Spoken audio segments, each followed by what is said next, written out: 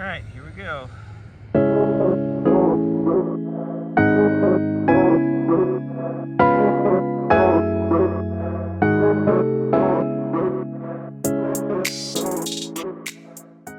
This video is going to be a little bit different than most of my previous drone content, which is really just me flying around.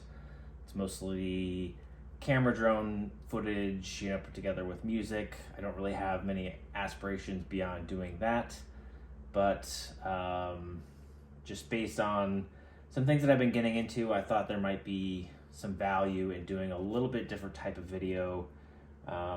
Maybe this will be a one-off, maybe I'll do a couple more of these as I progress through things, but I've been transitioning from being primarily just camera drones, just sort of the Mavic series from DJI, to doing a little bit more FPV, and there's a lot of FPV content out there. I don't really want to try and get into that game, but I think there are some new things that are going on where I'm getting into that I thought maybe there might be some value in bringing people along with that, maybe giving some insights as I kind of learn about these things.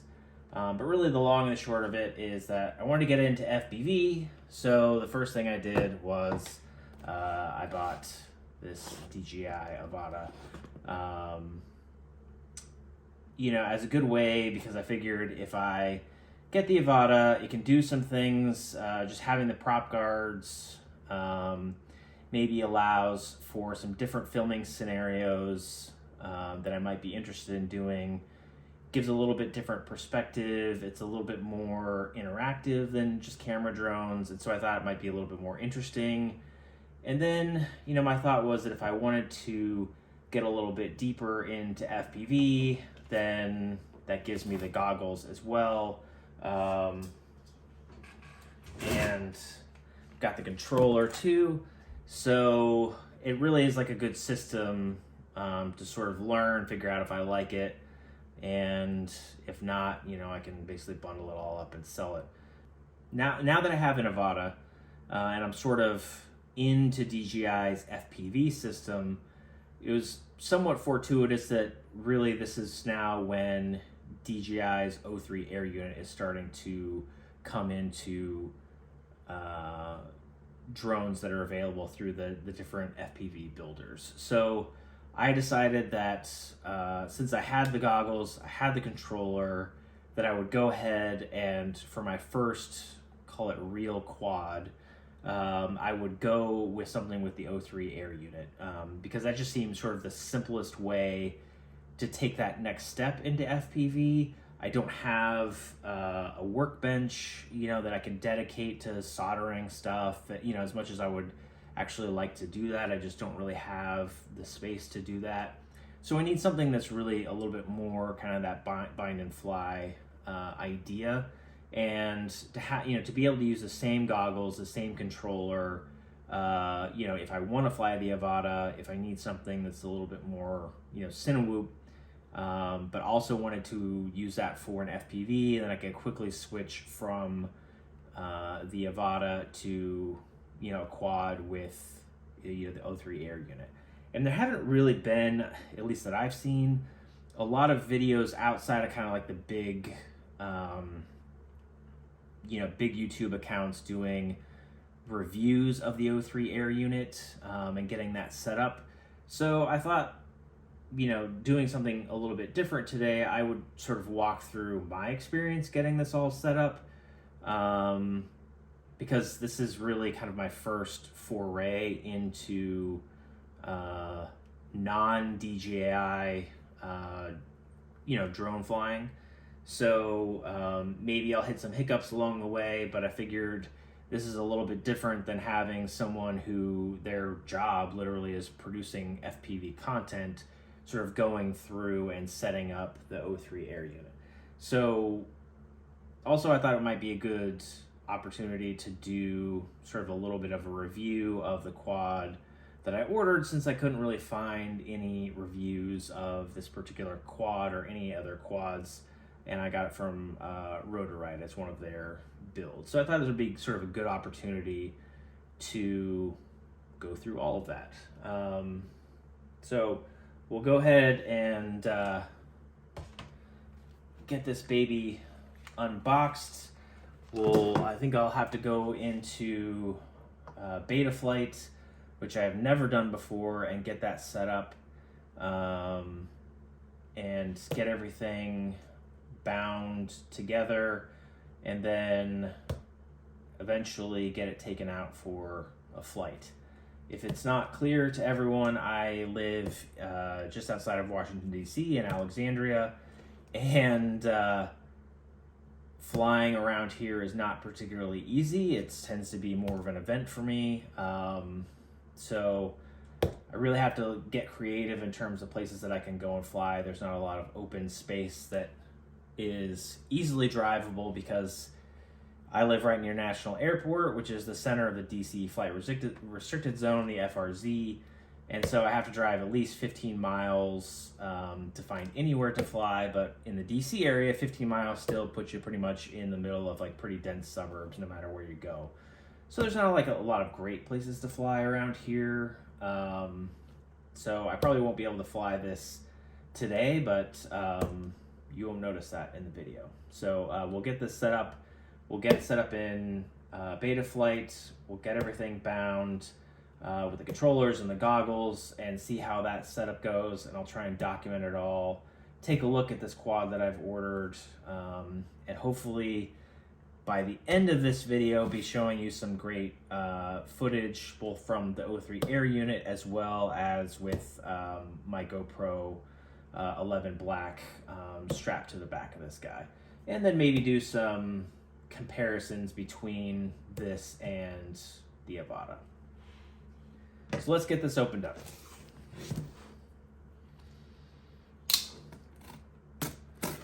So Rotor Riot, who I ordered this from, they say about a 3 to 4 week wait time. I ordered this just after Christmas. It's now January 18th, so pretty much right when promised. Everything's packaged up really nice. We'll get this pulled out. I also ordered some batteries and some other accoutrements. So we'll get everything installed. We got some propellers here. There's a battery. There's a battery. There's a battery. I also ordered some other batteries separately.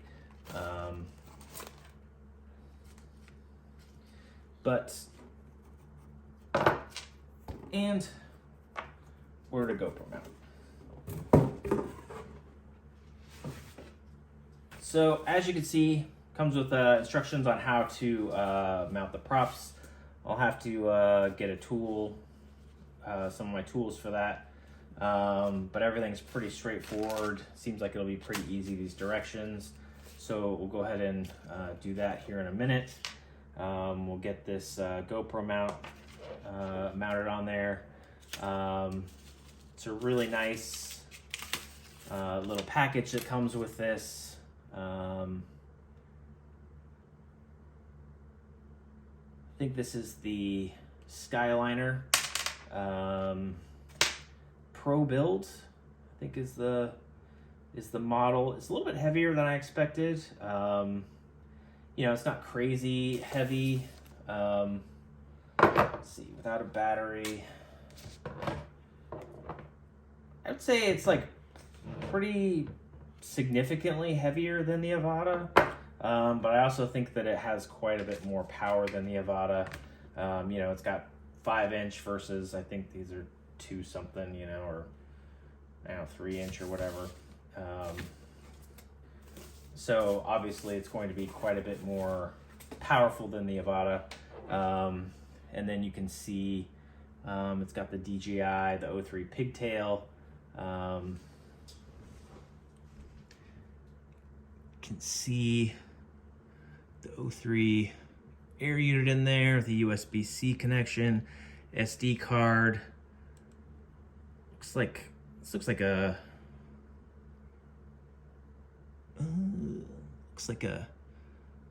micro USB port. I'm not really sure what that is about. Maybe I don't need that, maybe I do. I guess I'll find out as I sort of go through this. I really like the colorway on this. You got the kind of the gold motors, and then the white and black little pigtail on the antenna. And then we got the camera for the O3 air unit there. So overall, pretty nice. Like a little pad for the battery. Comes with a strap for the battery. So we'll get the props installed. We'll get a battery on there. I have a LiPo charged up, and then we'll start digging into beta flight, I guess. Okay, so got everything put together. Got the props on. Got the GoPro mount on. Put my GoPro on there. I'm going to take it back off just to make working through this easy. Probably my first couple practice flights with this thing, I probably will not keep my GoPro on there. Since the O3 Air unit does have a pretty good camera, I won't feel like I'm missing out too much if I'm not going with the fairly expensive GoPro from the very beginning. Get a little bit more comfortable with everything, and then throw the GoPro on there probably. But I also have the battery on there. Kind of surprised at how big the battery was. The thing's gigantic. It's a 1300, I think. I don't know, it's just whatever. It's a 6S, whatever. Rotor Riot kind of recommended for this particular quad. But everything looks really great. Very excited to fly it. Next, we'll need to get everything sort of set up through beta flight. But that should be relatively easy. The camera in there, everything mounted up really nice. All the wiring is like pretty clean. Yeah, at least like sort of aesthetically and how everything came all packaged up and seems to have arrived, I'm pretty happy. We'll see how the programming experience goes. I don't think that'll be too bad. I think the air unit's like pretty easy to deal with. Kind of see here compared to the Avata, it's really not that much bigger. It is quite, with the battery, it is quite a bit heavier, I will say that. But overall, the size is, it's not too much different. Take the GoPro off, take the battery off, and it's actually probably a little bit more compact overall. But yeah, really surprised at how heavy that is. I'm not gonna weigh it because I just don't really care that much, but yeah. All right, so let's dig into beta flight and see what this thing has to tell us. Okay, so the first thing that I think we need to do is go into the DJI Assistant. This is the consumer drones version of that. My understanding is that I do not need a battery to get this going, so hopefully we're going to get this plugged in and hopefully some magic happens. This is not a super ideal angle for this.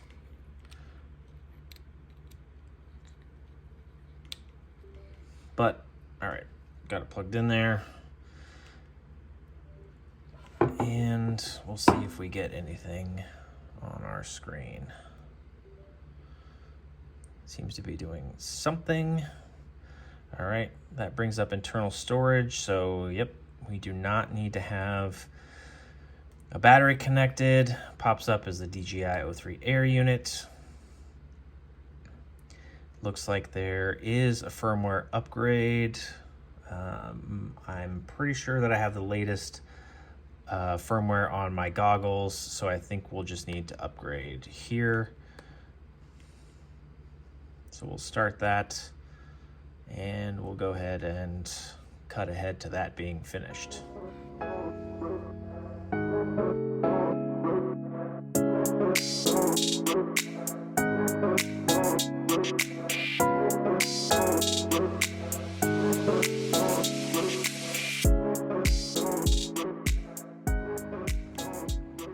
Okay, so now everything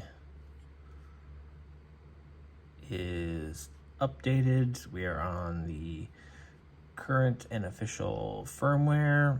So now I think we will need to run over to Betaflight and then go ahead and get that set up.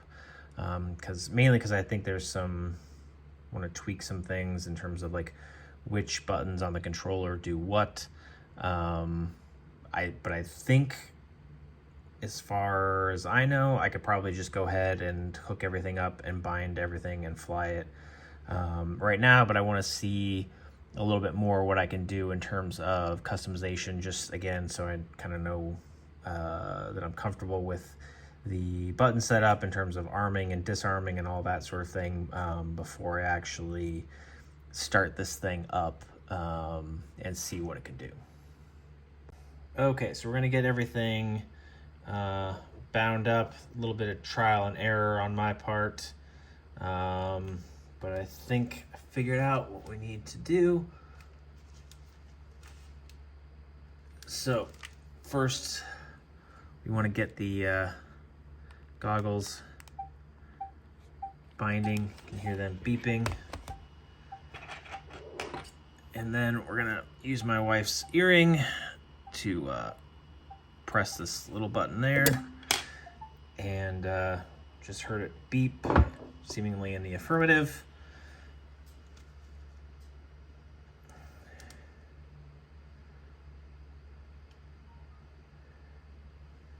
And now we can see that we have our Skyliner Mark III, our O3 unit, and let's see, recording through the goggles, that we do have a good connection. So it looks like everything is ready. Okay, so I figured out Betaflight. I think for the most part, it's actually a little bit simpler than I thought. Well, first I thought it was easy, and then somehow I convinced myself that it was difficult, and then I found out that's actually pretty easy. Just through a little bit of trial and error. Some of this stuff may seem like pretty obvious to people that are familiar with this, but again, I'm sort of doing this for the first time. Google hasn't been super helpful in terms of just like walkthroughs. But anyway, so I've already done some of this, but we'll go ahead and walk through it again. I'm gonna have to actually go out and see if the changes that I made are the changes that I intended to do.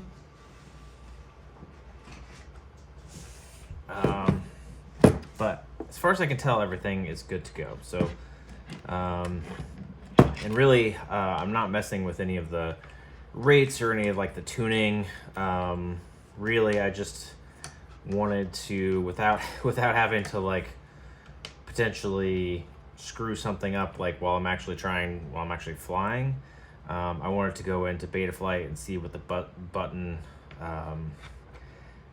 settings were, because I can't find anyone who has posted like, here's a map of what the FPV controller 2 defaults to with the O3 air unit in a new quad. So this is kind of a process of discovery for me, but really this is pretty easy.